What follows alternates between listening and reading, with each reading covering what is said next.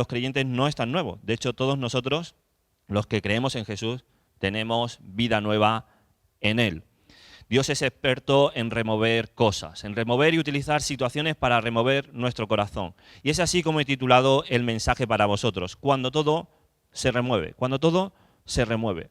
Fíjate si Dios es experto en remover situaciones, en cambiar circunstancias, que lo más importante, el suceso más importante en la historia del cristianismo, que es la resurrección, comienza cuando se removió aquella piedra. Dios es experto en remover y en cambiar situaciones. Remover no es otra cosa sino mover y cambiar las partes, dándoles la vuelta o incluso alterándolas, agitándolas, de manera que cambien de posición o queden mezcladas. Y eso es precisamente lo que Dios está haciendo, lo que cambió la historia para siempre, ese momento en el que el Señor Jesús no se quedó en aquella tumba, sino que resucitó. Es muy interesante y es increíble que estemos celebrando el culto de resurrección en un momento histórico muy especial. Un momento en el que se hablan de noticias de muertos casi a diario, donde se van contabilizando. Yo estoy seguro de que el tema de la muerte no es tan tabú como lo ha sido hasta ahora. Estoy seguro de que ahora mismo lo tenemos mucho más en la cabeza. Todos estamos mirando con mucho cuidado pues el número de muertes y como si fuese una ruleta rusa de los sentimientos vamos viendo y vamos celebrando buenos datos y vamos entristeciéndonos cuando vemos tristes noticias. Pero yo quiero hablarte de una muerte muy especial, de la muerte del Señor Jesús, de la muerte y de su resurrección, porque es interesante y es lo más importante que ha pasado, que el Señor no se quedó en aquella tumba, sino que resucitó.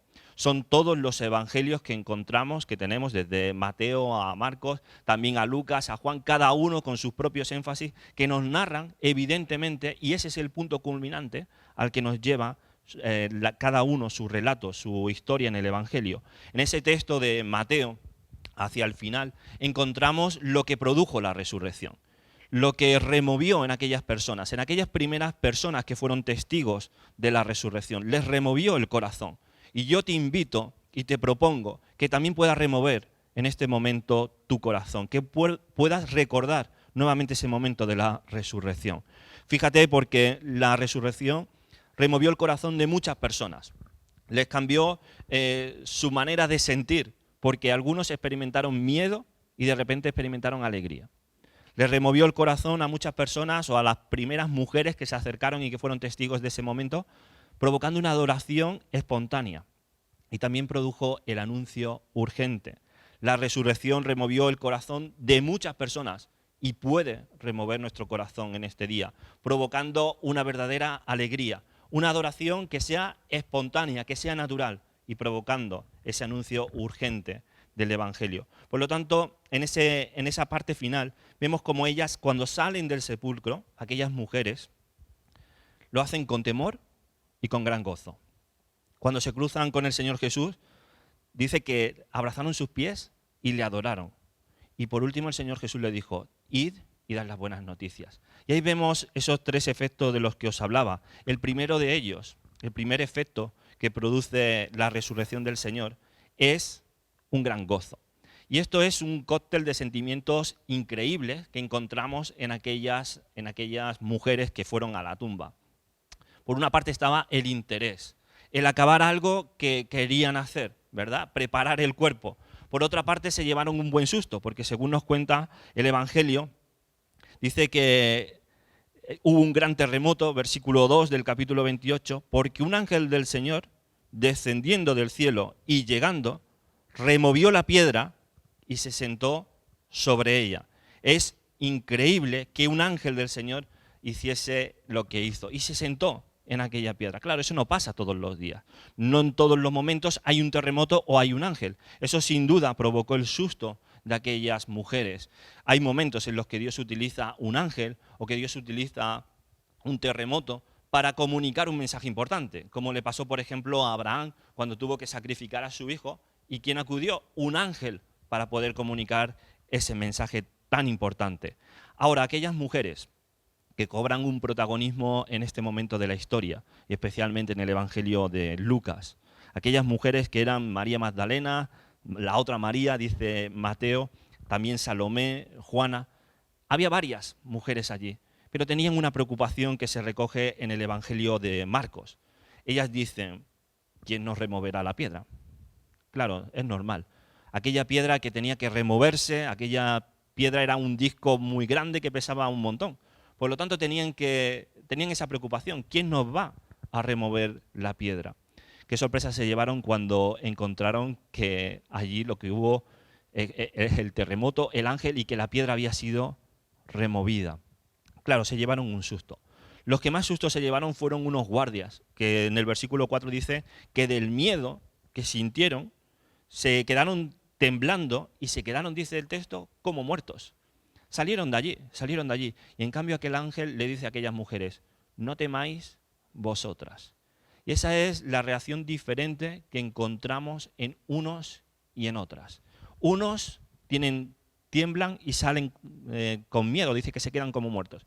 Y ellas, en cambio, dejan de temer y escuchan. Siempre la voz y poder ver al Señor en medio de las situaciones calma y tranquiliza nuestro corazón.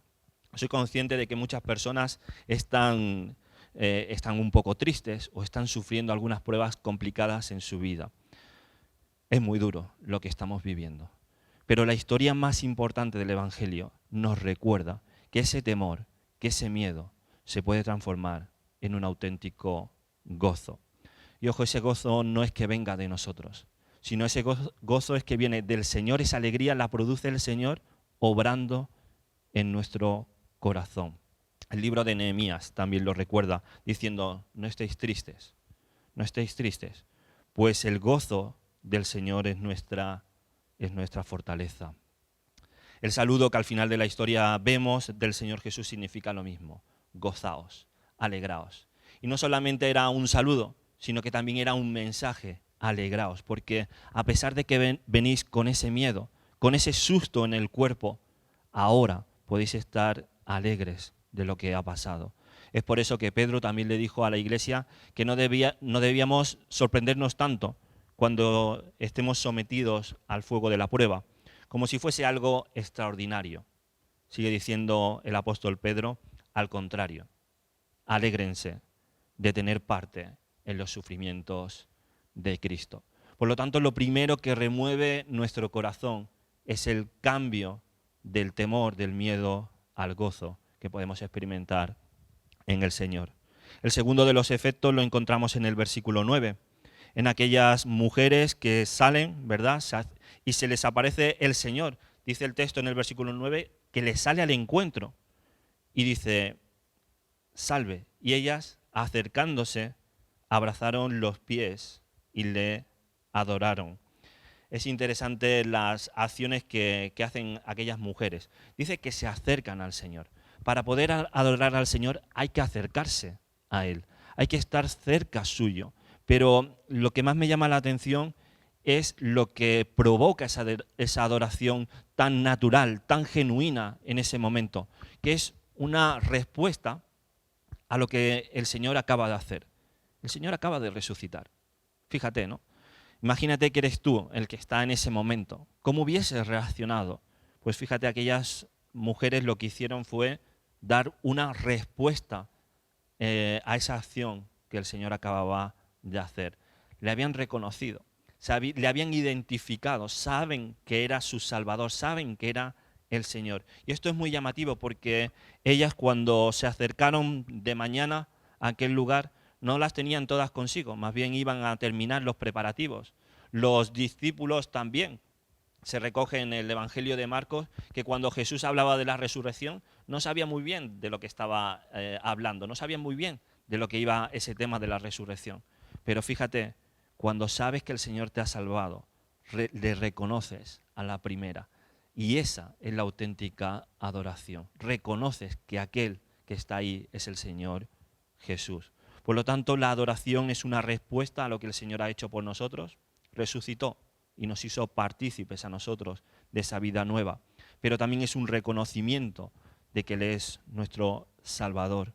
La adoración también es, por último, algo espontáneo, porque la escena nos dice que ellas abrazaron sus pies y le adoraron, casi como diciendo, no se nos escapa, ahora estamos con Él. Y esa fue una reacción natural. A mí me sorprende mucho eso con los conceptos de adoración que hoy tenemos, ¿no? Que si la música, que si los detalles técnicos, que si los espectáculos, que si a mí me gusta más la tradición o más lo moderno. No va de todo eso. Va de alguien que de corazón quiere acercarse al Señor y postrarse delante suyo en esa entrega. Y hay una lección muy importante aquí, ¿no? Y es que a veces pensamos que el Señor no está. Y estas mujeres iban pues con esas dudas en el fondo, y los discípulos también. Pero el Señor se les presenta, se les aparece en ese camino, y sabemos que se siguió apareciendo a muchas más personas. Y resulta que eso nos deja una importante lección. El Señor siempre está más cerca de lo que nosotros nos pensamos. El Señor está removiendo el corazón de muchas personas. Y hay muchas cosas que están cambiando, pero el Señor, Jesús, sigue estando más cerca de lo que todos nos pensamos. Y el último efecto, hemos hablado de esa adoración genuina, espontánea, hemos hablado de esa alegría inmensa que sintieron, pero no podemos dejar de pasar el último de los efectos. El Señor, cuando remueve tu corazón, eso produce unas ganas tremendas de anunciar lo que Él ha hecho. Se lo transmite en primer lugar el ángel, que le dice, id pronto, urgentemente, y decirlo a los discípulos que ha resucitado de los muertos. Pero también lo vemos en el Señor Jesús en el versículo 10, dice, no temáis y dad las nuevas a mis hermanos. Fíjate que hay una reiteración, es importante. Es decir, la resurrección no es solamente que el Señor nos ha salvado y que eso produce adoración en nosotros, que por supuesto que es eso, pero también es un compromiso con la misión. Es decir, tenemos algo que compartir, tenemos una noticia muy importante que dar. Y es por eso que estamos celebrando este culto, porque tenemos que anunciar que Jesús está vivo, que Él resucitó. Y fíjate cómo todas las religiones, todas las creencias, todo el mundo se acaba preguntando acerca de la muerte. Pero el único que te garantiza la victoria es el mismo Jesús. Hoy en día se dan muchas noticias y algunas son mentiras. Y hoy en día, pues, bueno, se van compartiendo como si fuesen verdad. Pero fíjate, la Iglesia del Señor tiene una noticia importante y una noticia verdadera que decir al mundo. Y es que Jesús está vivo. Él sigue vivo y Él puede vivir dentro de cada uno de nosotros. No hay otra cosa que podamos hacer. No hay otra cosa que dé sentido a la Iglesia que no sea anunciar que el Señor Jesús está vivo. Como Pablo le dijo a los corintios en la segunda carta, en el capítulo 5, versículo 14, el amor de Cristo nos obliga, nos constriñe, porque estamos convencidos de que uno murió por todos y por consiguiente todos murieron. Y Él murió por todos. Y fíjate lo que dice, para que los que viven ya no vivan para sí, sino para aquel que murió por ellos y fue resucitado. ¿Sabes? Ahora ya no vivimos para nosotros mismos, ahora vivimos para el Señor. Y ahora lo que importa también son los demás. Fíjate en un detalle que dice la historia en Mateo. Dice el Señor Jesús que le dijo a aquellas mujeres, no temáis y dad las nuevas a mis hermanos. Fíjate, porque ahora ya no les trata como si fuesen sus discípulos, ahora son sus hermanos, porque ahora ya la cruz y la resurrección ya han tenido lugar. Eso significa que todos los que creen en Jesús ahora tienen el derecho de ser llamados hijos de Dios. Eso significa que yo soy hijo de Dios y mi hermano también es hijo de Dios. Por lo tanto, tenemos una misión que cumplir juntos. Queremos que la familia del Señor pueda seguir creciendo. El texto en Corintios sigue diciendo, versículo 16, dice, así que de ahora en adelante no consideramos a nadie según criterios meramente humanos. Aunque antes conocimos a Cristo de esa manera, ya no lo conocemos así. Por lo tanto, si alguno está en Cristo, es una nueva creación. Lo viejo ha pasado y ha llegado lo nuevo.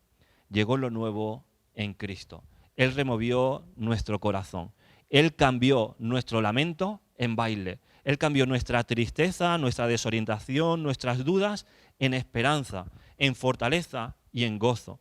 Él cambió las apariencias por una adoración que salía del corazón. Y Él cambió el hacer por hacer, los quehaceres de la vida cotidiana por una verdadera misión.